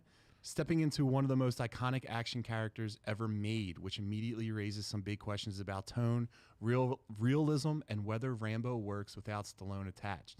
It's a bold move, revisiting this franchise from the beginning, and it's already splitting fans on whether this expands the myth or messes with a legacy. Derek, does it mess with the legacy? I think it's hard to mess with the legacy with a movie that has umpteen sequels to it. Like, it's Rambo. It's cool inherently. Yeah. Let another kid have a shot at it.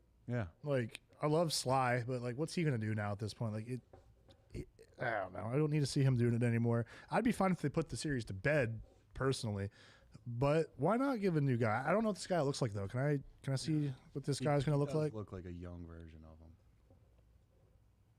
Look at that. That's a great. That's a cool, like cool poster. That's him right there. All right, yeah, I can see with the hair, like get a little more jacked, maybe. I don't know what this guy looks like outside of this photo, so maybe he is jacked. I don't know. I don't think he was super jacked in the Stallone wasn't super jacked in First Blood. No, but then he starts getting that Rocky body. And the second one, second one he is. Second one he's strapped. The third one, I would argue he's even a little bit more. There's like one or two extra. His obliques have obliques. It's nuts. This kid's gonna be Ken in Street Fighter. Yeah, this is the body. That movie's gonna bomb. Yes, it is. I'm excited about this because I want to see like all the stuff that traumatized this man. Mm-hmm. I want to see what led him to be like. I want to see him in boot camp. Yeah, I want to see him with his family. I think he talks about his dad a little bit, or he ends up on his dad's farm, right? The Rambo farm. Man, but I want to see. Weird thought. I want to see him on the Rambo farm, leaving for boot camp. The bus picks him up. He's saying goodbye from afar from his parents. He goes to boot camp, becomes friends with a bunch of guys. Then Meets he goes the into Colonel? What is? Yeah, I want to see him meet the I Colonel. want to see him meet the. Yeah, what is he? He's an Army Ranger. Yeah, Or is he? yeah, he's a ranger. I want to see him go through schooling. I want to see him in Vietnam. I'm interested in seeing all of that. Like a guy that just wanted to go home after Nam. What made him so, screwed up? I think it's ripe for good content if they don't turn it into something that's like cheap and formulaic. He wasn't a superhero in First Blood. So this one can, since it's a prequel to that, it can be a more grounded movie. Terry? I don't care. I wouldn't have made this movie. I wouldn't have greenlit this. I'm a little confused on why they're doing it. I don't know why they wouldn't do something different. I think Rambo was pretty awesome the way they handled it before. So I don't know. I don't know if I need a prequel. I actually think this movie did a great job, the original series, in showing essentially the prequel in like a flashback. Just like that. You remember that Blade cut that they show when he's screaming and he's like being tortured or whatever? Yeah. Just that that was all I needed. Because I don't know. I really don't know what we're about to see here. Is he going to Vietnam? Are we actually going to show in today's world Rambo going and just murking a ton of Vietnamese people in a movie? I don't think he does. I don't know.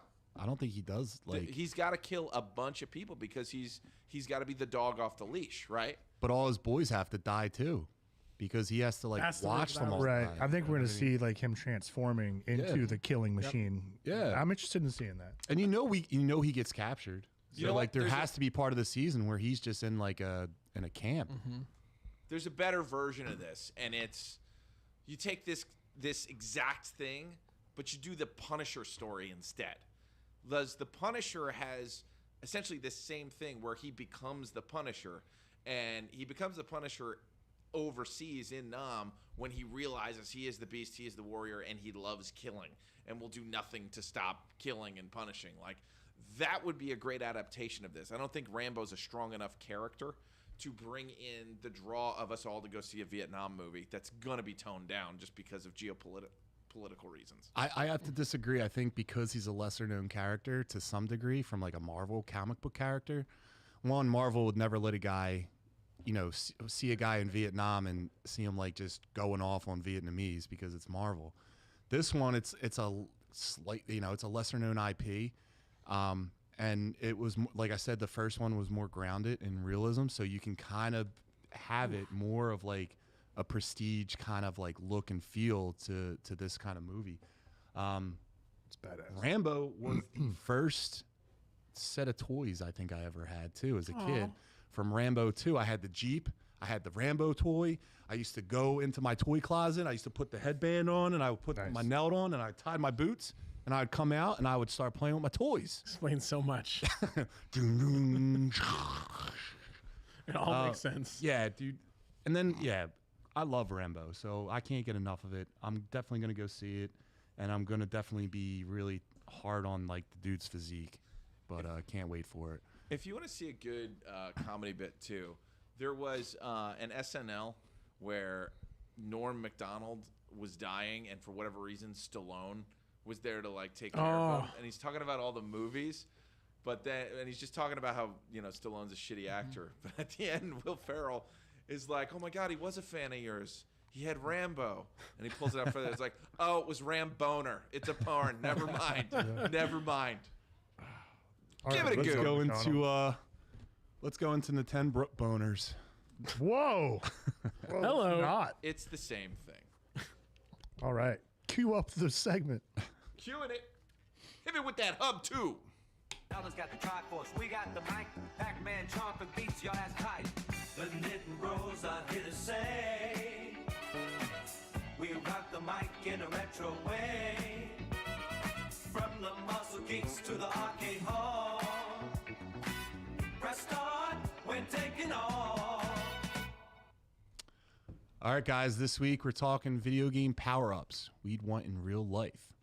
Which ones would be game changers, which would be pure chaos, and which you'd regret instantly. So chat, jump in, let us know what power-ups you're grabbing first, and we'll go around and just like we did in our top 3, and we'll check the chat before we get out of here. So, Phil, you want to kick us off? I'm sure you got a good one. Yeah, surprise. Yeah, I feel like all of mine come from Super Mario because that's It where has the they most. are. Yeah. My first one is conditional. So if I can, I would do the Mega Mushroom. Mega Mushroom. If I can be jacked like John and not fat like myself. You're not not Phil. If I can be a giant like You can. Mario instead of a No, Phil. Snorlax Phil. No. I'm 1,000% on board with Mega Mushroom. Well, I think the Mega Mushroom it's kind of like if you were to it's same proportions, just like scaled up. So it would be you just scaled Whatever up. I am, just intensified. More. Yeah. Honey, we blew up the kid. Like Like you kaiju. just. Yeah. So give me this in 24 weeks, and then we'll see where we are. Okay. Absolutely. Yeah. Yeah, Phil, what's the bodybuilding competition?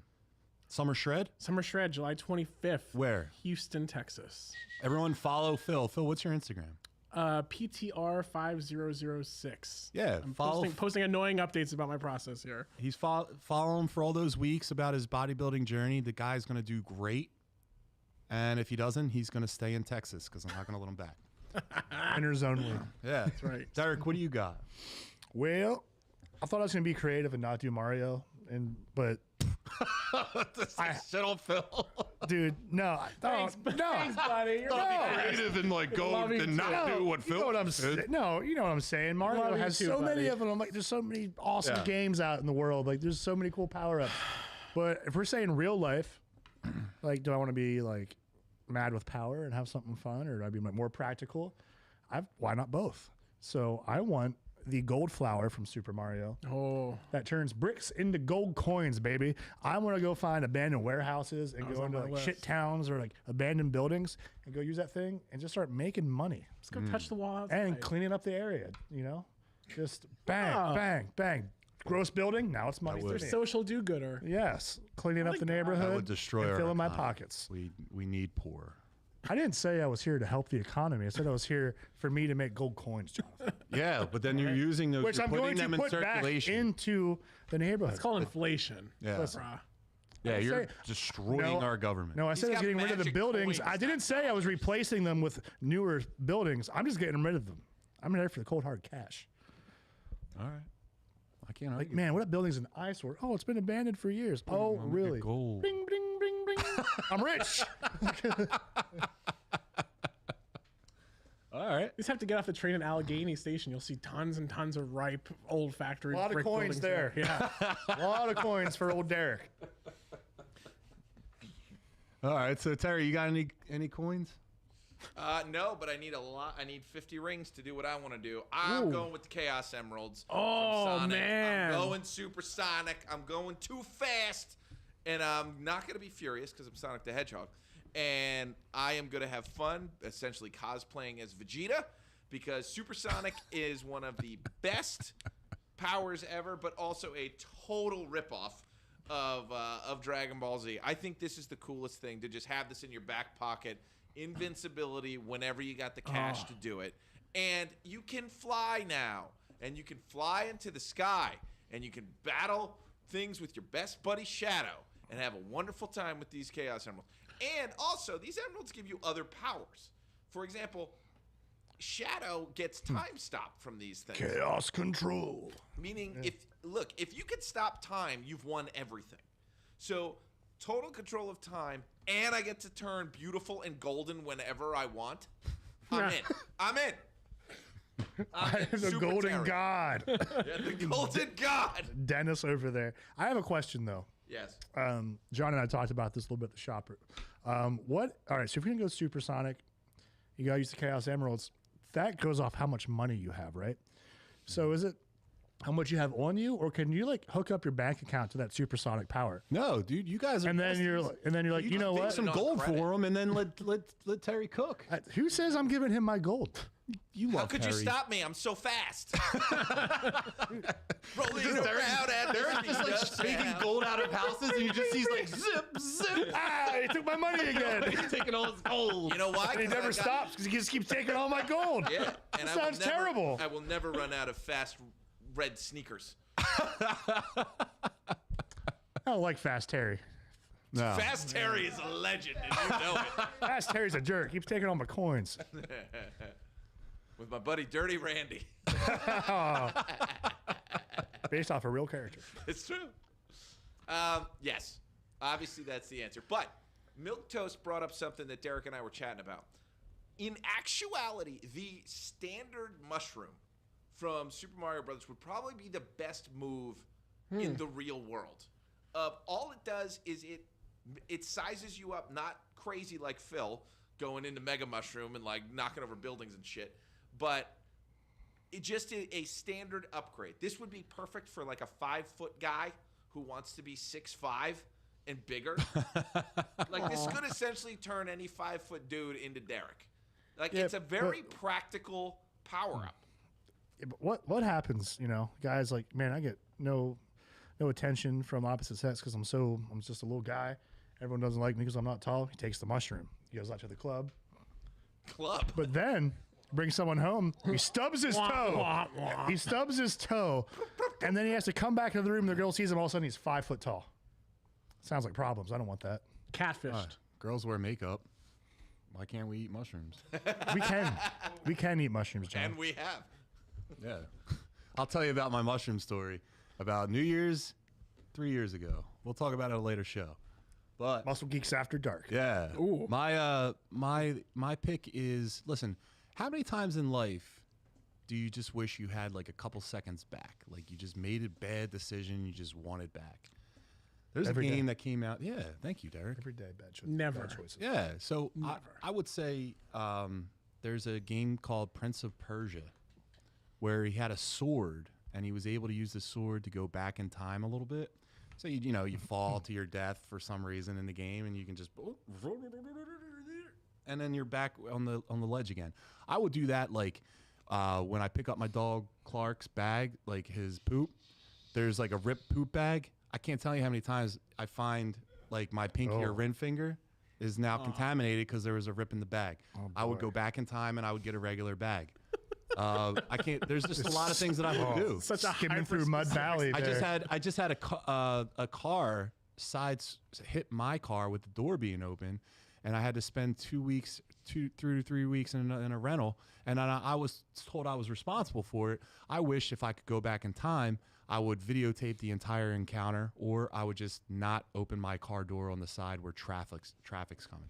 One or the other. But I just wish I had a little bit of That's a great answer. going back in time. Powerful power up too. That's very practical. Yeah, you can fix so many things. The sands of time. I would steal almanacs just like Biff, my good friend Biff. Probably eat people. No, it's and then go back and eat them again. I would have limitless food. It'd be like SpongeBob with a burger competition. You guys ever see that one? King Neptune. That's so good. I think I'll have it again. There's just like an arm. Yeah. Delicious. We're eating About like to King yak Neptune. across this table. We could just put a freezer in here and just bring bodies, baby. But let's. And we're. I just want to take pictures. Oh, someone who's in the chat. It's the FBI. Oh, great. All right. Do you want to run through the chat before we get out of here? Or I'm sorry. Do you guys have any more that you want to talk about? There's a lot out there. I don't know if it counts as a power up or not, but I would love if I could have the ocarina from Ocarina of Time from Zelda. Yeah. Every song you play manipulates life. You can do time. Yeah. You can speed up the day, slow it down. You can get a horse You summon a horse. You can make it rain. with the song Storms. That's right, baby. I love it. Dun, dun, dun. I actually have one of those, but I can't play it. Ocarina. Yeah. Are we? The Ocarina of Time, of course. What are we talking about? Nobody wants to fly. Nobody wants a goddamn wing cap from Mario 64. Nobody wants to be a raccoon. I'd love to be a raccoon. I've got the super acorn. The super acorn's on my list because I want to be a flying squirrel. Hey, my man. Tanuki. I'll tell you what. I want to be on fire. NBA Jam.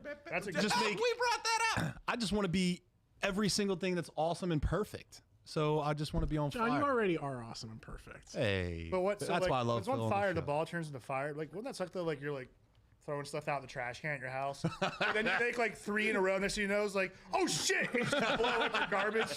I get in my car in the morning, it just blows up around me. Yeah, cops like, what happened? He's on fire again. He sunk 3 baskets in a row. No. All right, so I don't want that now. I'm saying it's the real world. This is what I'll can tell happen. you what, with as cold as it's been in Philadelphia, I would actually what they take call that. it. I would love to walk around on fire. Dude, you can do community nonstop. service when you out here on all these streets that are covered in snow. Yeah, you guys can just go like that. I got you. Hell yeah, fancy sauce. Going to the club, it's Metal Mario. All right, do you want to, Derek? All Do you right. want to take over the scroll the chat? I think there's really much now, just Rambo stuff. Scroll down, dude. You've gone too far. Stuff. Just some Rambo stuff. Hugh Jackman, Mr. Fancy Hugh Sauce. Jackman. Hugh Jackman was never actually jacked. The Wolverine. Come on. He's just lean. Hold on. Hold on. We gotta. I could starve you guys down to that. What are you talking about? Prove it. I will. Right. Body.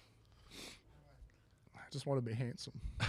What are we giving Wolverine? Derek, you are handsome. Thanks, babe. Appreciate you. Yeah, this right here. Are we kidding? Yeah, it's not jacked. That's That not guy Jack. right there. That's not jacked. It's skinny. He's skinny. Look at that. No. He's just a skinny man. It's like these people who post pictures of Hugh Jackman on Instagram and say, I like guys who are a little bit overweight. Yeah, those kill me. This is a great dad bod. Yeah, right. Don't get me wrong. Like, I mean, the guy looks incredible. It's extremely impressive, especially as like an older gentleman.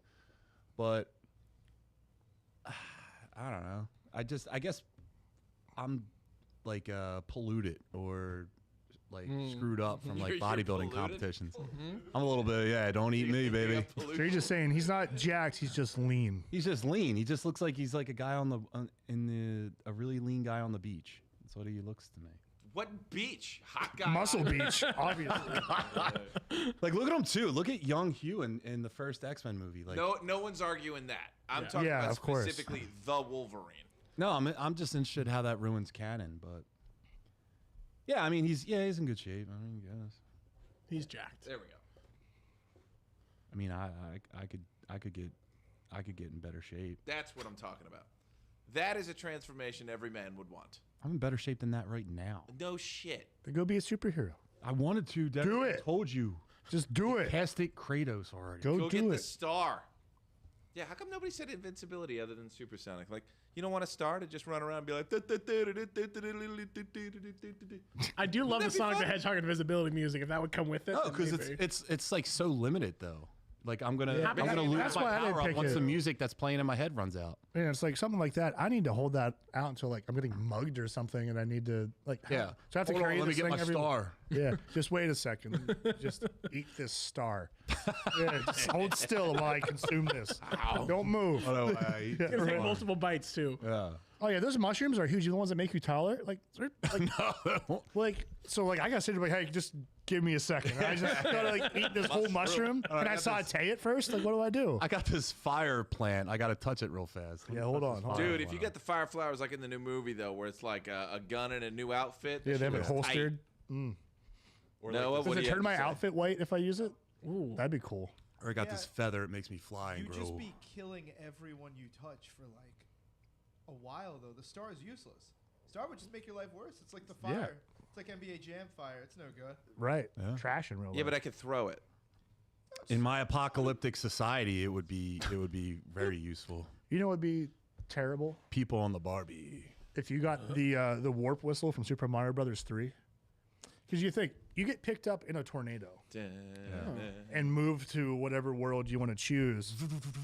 Like, maybe I'm safe in the tornado, but what if the land around me? What if like, I want to get picked up, but I'm like in central Philly and I'm just destroying apartment buildings with my personal tornado? That'd be kind of cool. All right. Do we want to end? Yeah. Okay. Let's just finish her out. Anything else? All right. All right. So Milk Toast, you're the best. All right, Phil. Thank you again for coming on. Thanks, buddy. We got to get you to come back on again I'm here. right before your competition. We want to see your progress. Maybe we'll do it like at your halfway point, and then right before you leave when you're super happy. Super happy. Yeah. We want to see you jacked. Very friendly. Do we want to talk about other jack things or no? Want to do Muscle Geeks versus? Yeah. Why don't you guys talk about it? So Tear Bear over there That's me. thinks he's going to be better than me. Yep. He's wrong. He's scared. Because last time I had this wonderful fellow coaching me, I eventually got my weight down below Terry, but was still much, much, much stronger Baloney. than Terry. And he just can't handle it. Terry's locked He just can't handle it. We're finding these photos. What are you doing? Go to my Instagram. Look how freaking just my jawline was there. I miss it. I can't wait to have it back. Yeah, But anyway, Derek was very lean for his wedding. thank you. He got me down good. God damn it. But I'm at 263 right now. Way too much. If you have been following along since we started, I did a return to the iron, and it was just about getting my training back in general and trying to get my diet right. Too much at once to start with. I definitely made my return to the iron, but I made my return to the refrigerator and the pantry and everything else along the way. Sometimes But- it's just easy to have someone to hold you accountable. Yeah, Someone makes like, all the you difference. know, I gotta I gotta talk to this asshole on every Monday or something like By myself, I yo-yo. I do like the same 10, 15 pounds over 2 months because I just am doing it by myself. It's just nice to be like, hey, this guy is going to check me. I got to make sure I'm doing this right. So Derek hit me up about a week ago and said, like, I want to get back into form. He's got something to do this summer. He's got a summer shredding thing to do, not a competition, but No way. something else to do that he wants to be in shape for. So, you know, I'll help him out. And then Sunday, I got Look to how stupid and skinny he looks. look at him. Oh, baby. That's you? That's me. Wow. Yeah, we got him. Yeah. Look how much you love your wife with Partners in Crime 6 years and counting. That's right, baby. Look at those hams. Straight husband. It's one of the right. worst days of That's my right. life was when Derek showed up and he's like, "Oh, I'm 205 pounds," and I was 206. It was Yeah, that got awful. you. He still looked so much bigger. That than was me. 205, Derek. I'm Yeah, dude. 263 right now.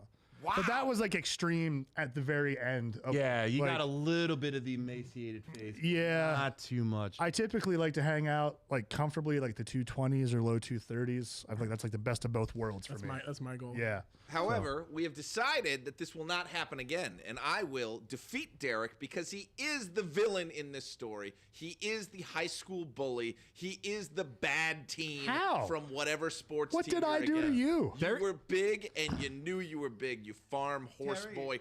What? Terry keeps calling you a villain. Yeah. He's like, Derek's the villain, man. Derek's Yeah. the villain. No, in every He's of story." horse people. Terry's he has unnatural I strength. can't help. I'm from horse folk. Derek asked me unnatural strength. about this about a week ago, and then yesterday I get a text in the Muscle Geeks group chat or I see it, and Terry creates this entire narrative with like Derek not responding or no one responding. Yeah, it's just Terry talking to himself. Terry saying, "I don't want this to happen. I have to stop He Derek." is not going to beat me this Yeah, time. and then just creates like Derek as this villain. Derek's one of the nicest people ever. And then you just Sounds about right. He's just creating this narrative where Derek's this evil guy and Derek cannot win. And then he creates these like these thumbnails of like animated versions of Derek and Terry, like fighting each other like a street fighter. He's gone mad. He can't handle me being more handsome. I have lost nothing. Yeah, and then he look. There's me and my boy covered in tar. That's right. This is the ultimate battle. We will be going down. We will be doing weigh-ins, and I will defeat the Tar Man. You're never gonna win. There's a Tar Man waiting in the sky. Terry, what's your? Me and my boy. Cut that right down. And I'm covered in cameras and hair. He's taking every dig he can. This is gonna fucking happen. Terry's family, the cameras. There's a theme song too, but I'm not. I'll That play is it basically next what I look like in the summertime, though. So what do you guys want to do? Do you guys want to start your diets tomorrow, and then we'll do weigh-ins Monday of the show? Yeah, I'll go get some salmon right now. Yeah. But you guys can't tell each other what your weights were or what the new weights are. You guys can't do that until the show. Is that cool? That's fine. Yeah, That's a deal. it's fine. Terry, what weight are you trying to get to? I can't tell you. John just said we're not allowed to share. Here's the thing. I meant Here's like the your thing. goal weight. No goal weights. Okay. Here's the thing. Most jacked wins. A lot of times people get fixated on weight numbers, and it doesn't necessarily equate to like that's the weight that I feel best at, or that's the weight that I feel like I look the best at. Just do this whole thing to where like the scale doesn't tell all the story. So just go to where you feel your best and you feel like you look your best. And we don't have to go all the way starved down like it's a bodybuilding competition. We can just get you guys to a point where you have like a nice athletic build where you're feeling good about life. John, do you guys offer training programs? Mr. Fancy Sauce, DM me or Alpha Flight Fitness. My business partner Keith actually did a lot for me in my physique transformation. If you want anyone to do specific training programs, I would say reach out to him. It's my gym is Alpha Flight Fitness. He's my coach. Oof. I'm helping these guys out, but personally, I like to be a player on the field and not a coach on the sidelines. You know what I mean? But this is going to be a fun venture, so I'm in on this. So that's all I got. Phil, say one more time your Instagram. PTR5006. All right. Follow Phil on his mission to summer Phil's shredding. a great follow. Phil's a great follow. Yeah. Aw, If you need thanks, inspiration. Yeah. And Derek, what about you? You can follow my personal Instagram where I'll be posting annoying gym updates doing the same pose at least once a week that you're all tired of. But if you want to check that out and see cute pictures of me and my family and a bunch Trying to of kick death Terry's metal music ass. stuff, you can follow me at Symbolic51. That's Symbolic51 for updates on how I will be better than Terry. You can also check out my business, Derek Baker, Seal Coating and Line Striping. Terry? Yeah, you can find me at Vicious Marshmallow at booderek.com, which I will be starting. Throw in with the proper Muscle Geek. We are going to bet on this. We are going to be on FanDuel and DraftKings, so you can pick your champion, and we will see how this thing shakes out. But I'm going to beat him.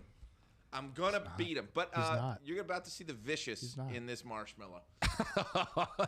That's cute. Dude, get motivation anywhere you need it. But listen, guys, follow if you want to see their journey. You know, Philly Gains is going to help out with that. So get all your supplements at Philly Gains, D-Town Gains. If you can't, then Westchester Gains. But go to D-Town Gains and Philly Gains first.